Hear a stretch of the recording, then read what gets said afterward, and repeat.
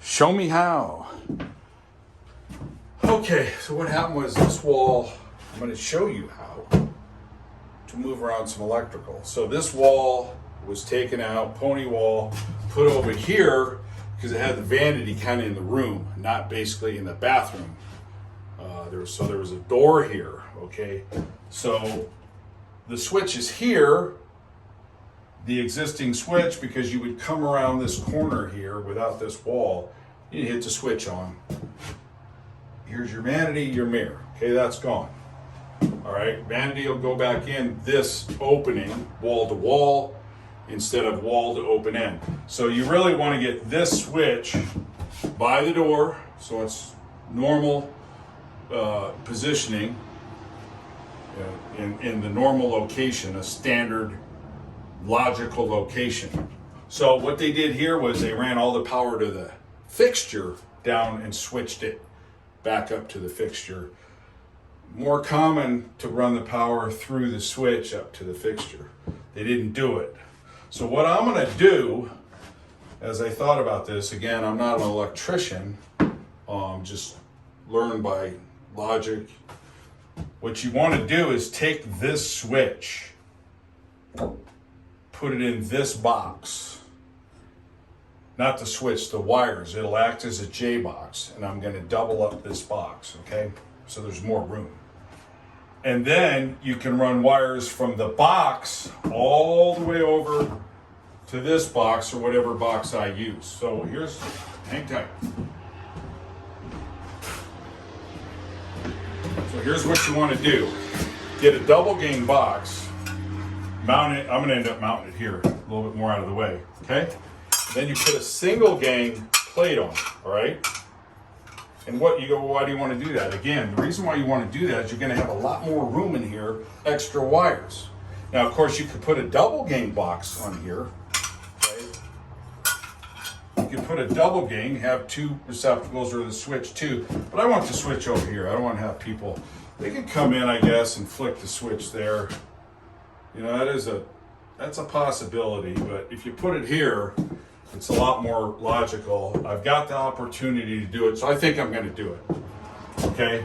But nonetheless, either way, you'd want to go with the double gang box because this will house this power, which I've loosened the wires and I can get it over. And in fact, I'll show you that right now because I loosened this earlier. All right?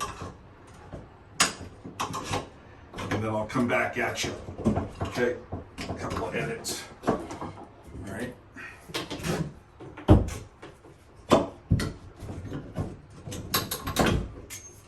Let's see about getting this opened up here. Okay, try to save everything. Enough of that. There's the nails. They were on these old school fasteners. So I can come over here, okay? And then I'll put the box here. I'll put the wires that are connected to the switch over to here. And then basically this wire is coming from here into this box. So this box here that's over here, all I need to do is run my wire over to it. And it's done. It's clean. It's not that hard of a deal. Okay, with Romex, you can't just splice and hide them in the wall. They got to be in a box. They got to be accessible. You cannot have concealed splice Romex wires. Now, some people say there was a code in the NEC, the National Electrical Code, that said you could do it a while back, and then they said you couldn't do it, and then they said you could do it. And I don't know because I don't follow it all the time, but there is a code that said you could, but it had to be somewhere in an open cavity, I believe, and that's it. So, which this would qualify, but I'm not even going there. I don't need to. So I'll put the double gang box here, run these wires in to this receptacle. Okay, so again, they'll be in this box. Okay, and you never want to leave these open. You got to plug them up, like if that's exposed, but that's not going to be because I'm going to run the wires over to here and down in this, and there is no more. Okay, so that's perfect there. So these wires go into the receptacle here. These wires will go in here. There's a little J box. Okay, a dual purpose, and then I'll have this switch here that's normal. A little bit extra work, but it's always good to really do it right, okay? A switch here would be more for maybe just a separate can light or something. And then I've got problems over here, and I'll try to explain this out too. And this is for the bathroom over here, the toilet section in the shower. Thank you. Okay, here it is, guys. So what I had in the beginning was the switch was here.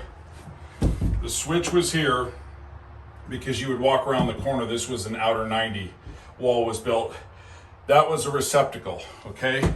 Remember, the receptacle, you had the line coming in, it was powering the light, then they ran the power down to a switch, back up to the light. So what I did was I moved the receptacle over.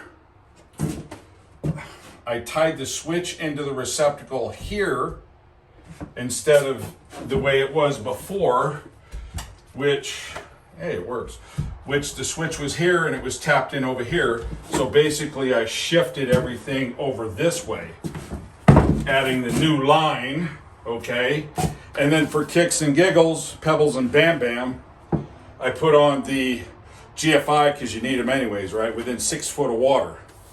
Now you need them everywhere. I think you need them next to your pillow, you need them next to your toilet, you need them outside, inside, on the ceiling, you know, everywhere. Typical government stranglehold. So to test these, obviously you could do this. Hey, my lights are out. Because again, they ran it to the power, which it's not really that common, but okay.